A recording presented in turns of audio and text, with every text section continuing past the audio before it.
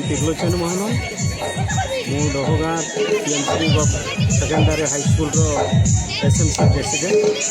आज पीएमसी उत्सव पालन होता है कौन कह देखु आज्ञा आमर कुटसरा ब्लॉक रे आमर गोटे उपात अंचल जेनटा कि डहगाँ यही अंचल रे प्रथम करी सरकार केंद्र सरकार प्रथम करी पीएमसी मान्यता देइचंती।